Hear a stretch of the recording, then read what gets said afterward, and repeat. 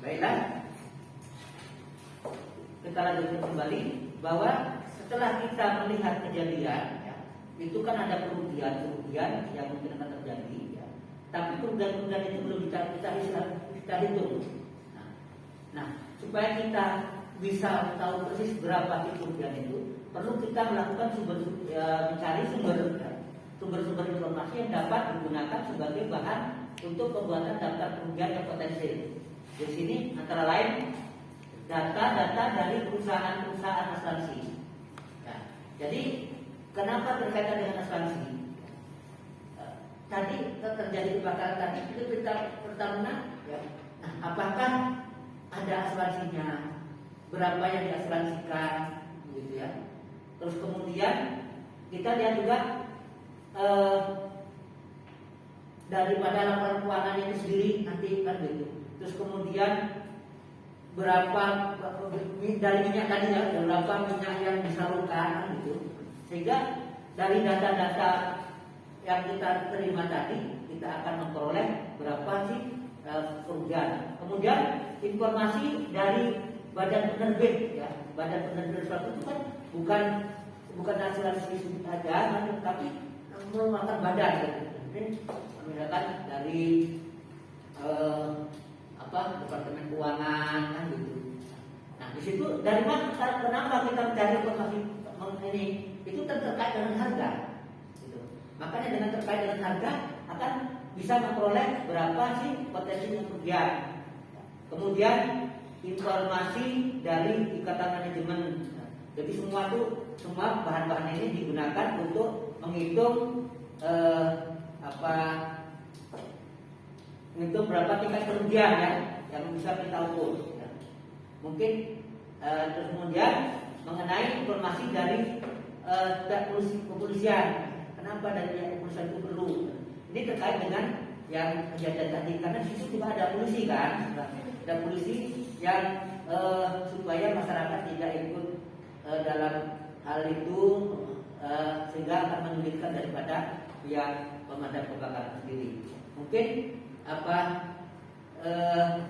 ada yang mau ditanyakan mengenai manfaat ya. Tadi kan kita mencari daftar potensial ya.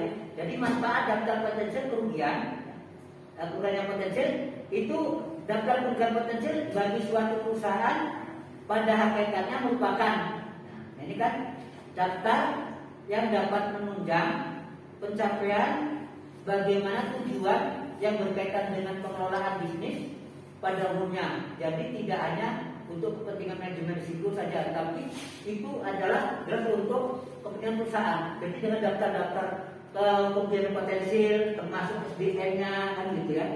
Kemudian di sini kan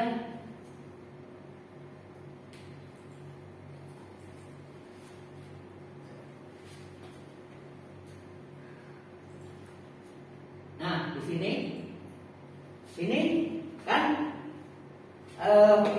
dari daftar kerugian dari mulai hartanya, ya, kemudian kekayaannya, biayanya. Nah, itu termasuk tadi lingkungan, kan? Kerugian yang terjadi dari lingkungan tadi berapa? Dari terjadi pipa tadi, masyarakat lingkungan tadi berapa yang dihitung dulu ya, dihitung. Berapa kerugian dari lingkungan tadi itu kan jelas ditanggung oleh perusahaan. Di sini adanya kerugian dari yang ketidakpastian tadi yang akan terjadi ya. Kemudian manusia, ya. Lagi manusia tadi ya dari petugasnya meninggal, kan? Baik itu ya dari pihak dari pemadam kebakaran sendiri atau paling tidak Pertamina bisa saja yang petugas dari pemadam kebakaran yang meninggal karena tadi kan ada tersengat api kan gitu, petugas tersengat api. Nah, kemudian dari pihak perusahaan sendiri mungkin petugasnya saat itu masih menjaga kan, menjaga. Kemudian dari kinerja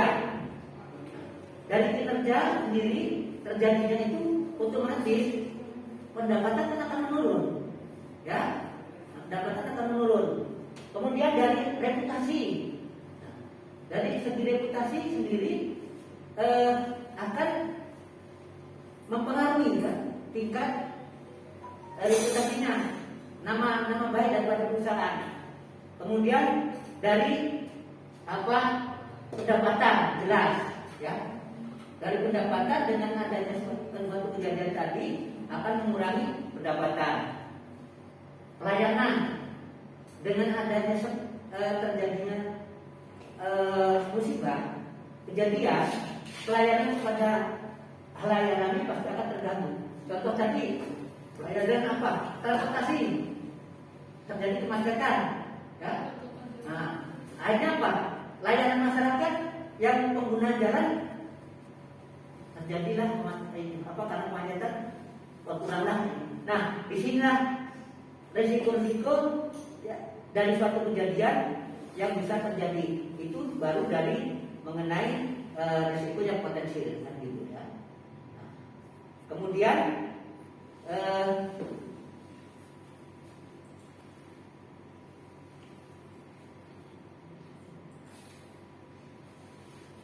nah ini sekarang ini dari daftar yang ini ya. Kemudian secara yang sistematis guna mengumpulkan informasi mengenai perusahaan-perusahaan lain yang mungkin ada kaitannya dengan aktivitas bisnisnya. Nah, sini kan tadi aktivitas perusahaan lain, misal dalam pipa terbakar tadi, ada nggak satu warung-warung kan? Sawah, kan bisnis usaha-usaha mereka juga akan terganggu. Nah itu kan pasti harus diperhitungkan, gitu. Di sini adanya yang umum, ya. Kemudian adanya yang perusahaan-perusahaan lain. Jadi kalau misalkan terjadi sesuatu itu pada suatu perusahaan, itu perusahaan lain juga sangat penting. Contoh saja kejadian yang ini, ya. Misalkan kita ambil contoh lain, ya. Kejadian suatu perusahaan yang tutup, akibatnya apa? Itu akibat COVID, sekolah-sekolah tutup, ya. Lingkungan apa akibatnya? Usahanya pun jadi mati juga kan gitu. Nah itu, ini yang sistematis guna mengumpulkan informasi-informasi. Nah ini karena kejadian yang terjadi pada perusahaan itu, kira-kira berapa kemudian yang terjadi pada perusahaan-perusahaan lainnya. Kemudian atas kekayaan, ya tadi, ya atas kekayaan. Kemudian kekayaan dari perusahaan mulai dari aktiva tetap, aktiva lancar, kendaraan, ya, bahkan pipa-pipa. Lanjut ya, jadi kerugian potensi ya, kerugian atas harta kekayaan daripada perusahaan, ya, yaitu atas bangunannya, ya, mungkin kendaraan, aktiva tetap, ya, bisa terjadi juga misalkan kebakaran banyak benar.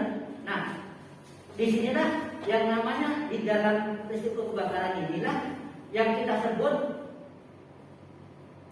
low frequency high impact.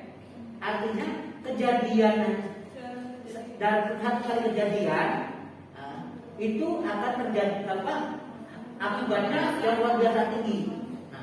Nah ini, makanya ada dalam risiko ini ada frekuensi, ada dampak. Jadi ini salah satu contoh kejadian bahwa frekuensinya rendah, risikonya yang sangat tinggi. Kemudian kerugian berupa kewajiban kepada pihak lain, ya, liabilities, loss, and cost, ya. Kerugian kepada kewajiban kepada pihak lain. Tadi kita perusahaan punya lingkungan masyarakat sebagai tanggung jawabnya yang mengakibatkan kerugian tadi.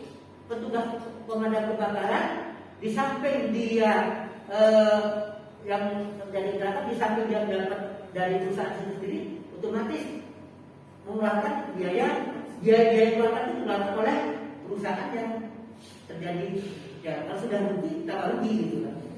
Jadi ini dia kerugian berupa kewajiban dia ini ya, penggunaan tenaga pekerja lain kan gitu. Apa yang jelas tadi kan ada mengidentifikasi usaha-usaha di lingkungan perusahaan kan. Nah itulah itu kan karena kejadian itu jadi tanggung jawab perusahaan. Dan dalam perusahaan. Kemudian perusahaan personil, kerugian dari personil.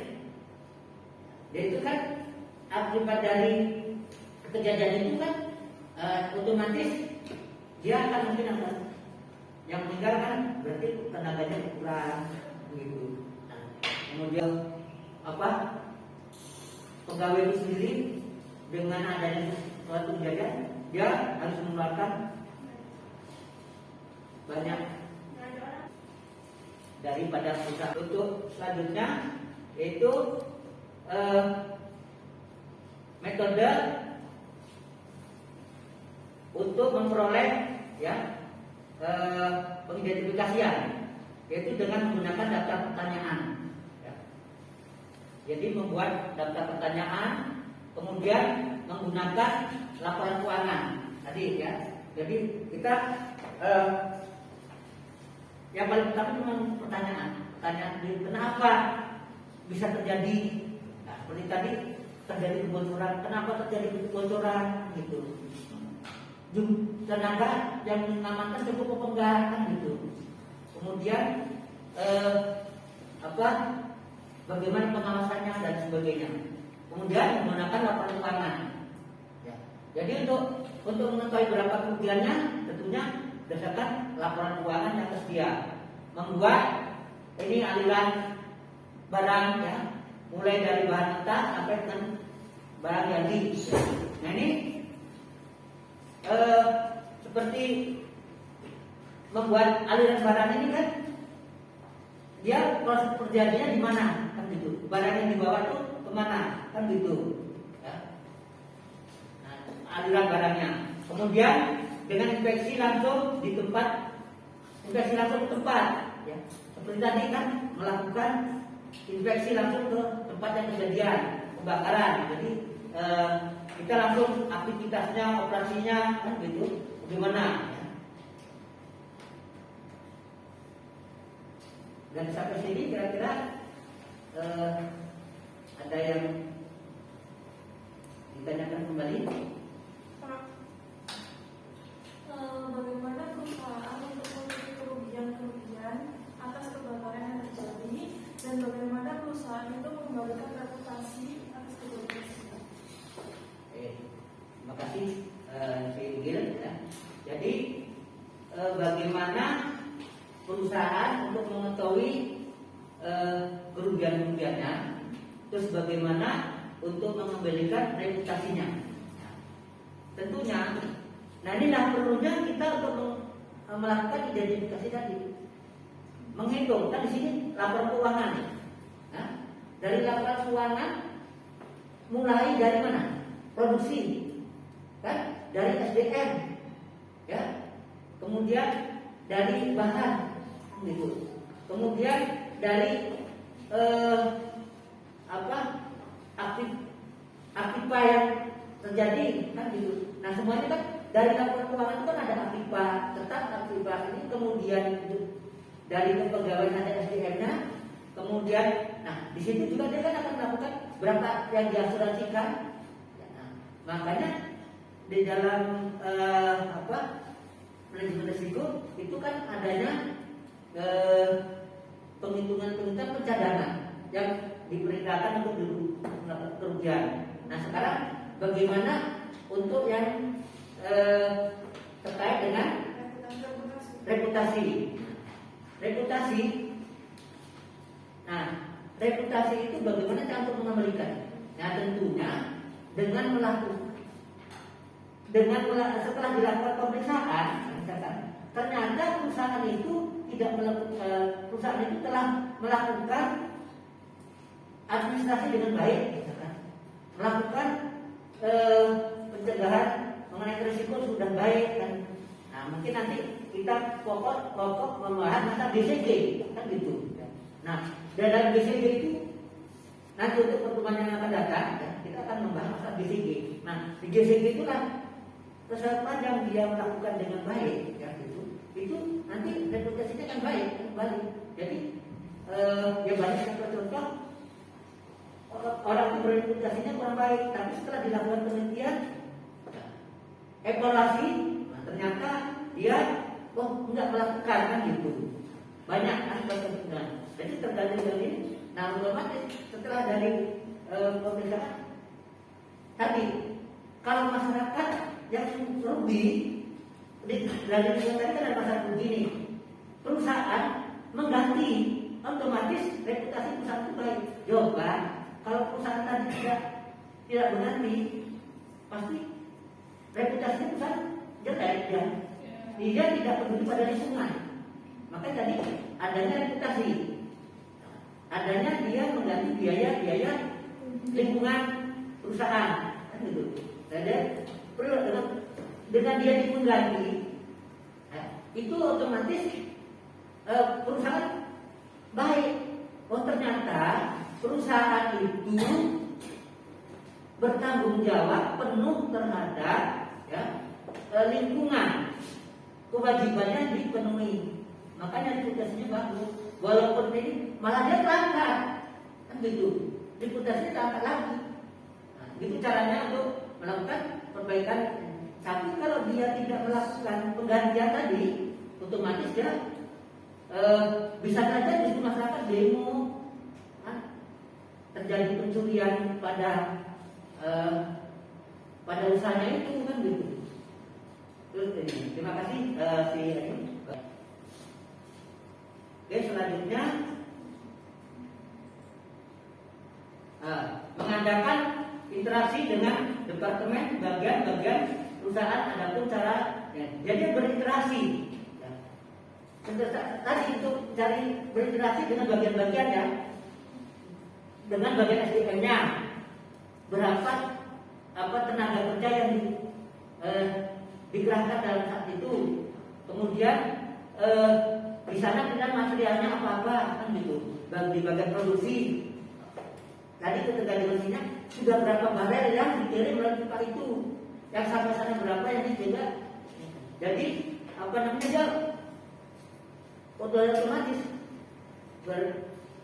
bekerja sama dengan bagian yang lain, dengan mengadakan kunjungan ke departemen, dengan menerima, mengevaluasi, monitor, ya, laporan, menanggapi dan lain sebagainya.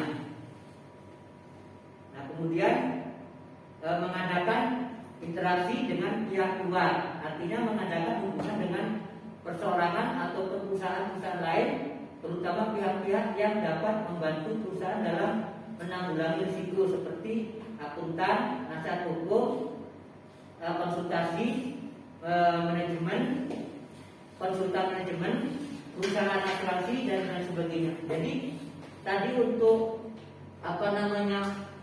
seperti yang ditanyakan tadi, bagaimana untuk mengetahui jumlah kerugian ya. Nah di sinilah dia mengadakan dengan pihak-pihak luar ya, luar lain ya, rumah yang dapat jadi menggunakan akuntannya ya untuk ini, kemudian dengan konsultan manajemen, perusahaan asuransi menghitung berapa kerugiannya, sehingga nanti berapa diganti, berapa yang tanggungan sendiri kan gitu.